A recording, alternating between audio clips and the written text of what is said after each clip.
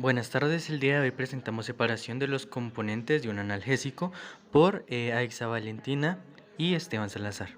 Extracción ácido-base. Una extracción se define como la transferencia de una sustancia de una fase a otra, en este caso líquido a líquido. Esta se lleva a cabo en una mezcla de líquidos solubles y no solubles en disolventes orgánicos, en este caso en éter etílico, donde por su solubilidad lograron separarse los tres compuestos que vamos a usar en esta práctica, que son la cafeína, el acetaminofén y la aspirina, del compuesto que es no soluble, que es el almidón.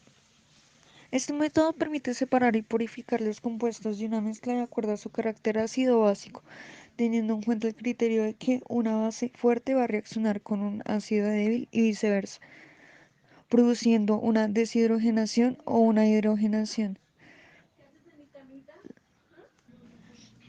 En las imágenes de la derecha podemos observar mejor la teoría del ácido base y abajo podemos observar la deshidrogenación en el caso de la cafeína, donde siempre se va a producir la sal más agua. Características de los compuestos que vamos a usar. En el siguiente cuadro vamos a observar los constantes de acidez de los tres compuestos.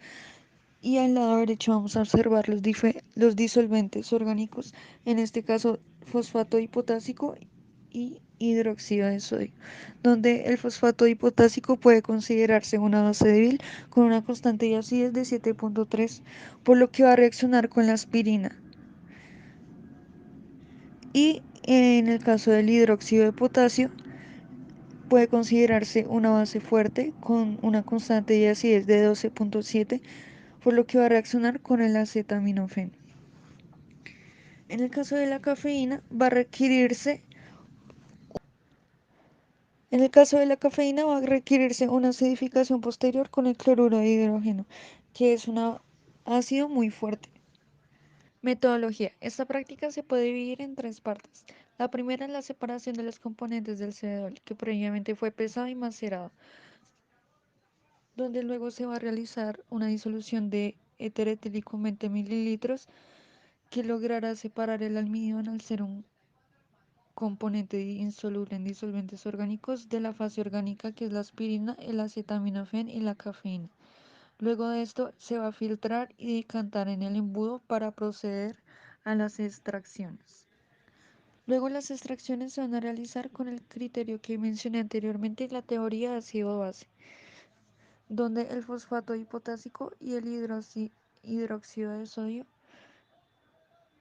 va a disolverse de 10 en 10 mililitros 5 veces, según el componente que corresponda.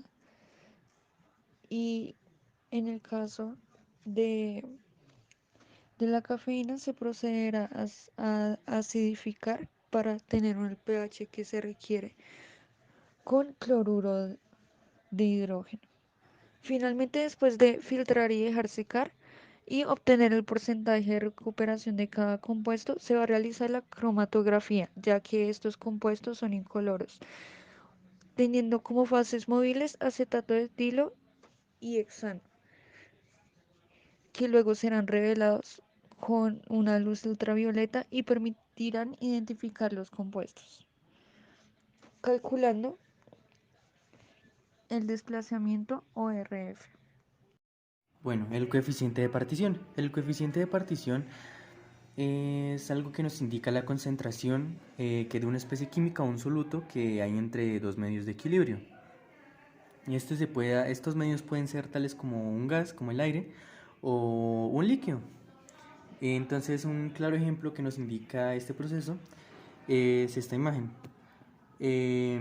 la cual se pueden observar diferentes figuritas que nos indican que vendría a nacer el analito, que se distribuyen entre dos fases inmisibles, que una es la superior y otra fase es la inferior, que pues es la azul y la amarilla, claramente.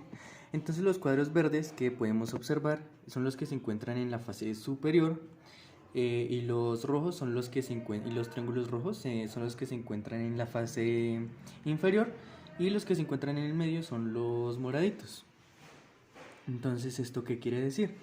Entonces podemos observar que si su coeficiente es mayor que uno, el analito estará en la fase superior. Si su coeficiente es cercano a uno, eh, se, se tendrá como en el medio, como en la interfaz.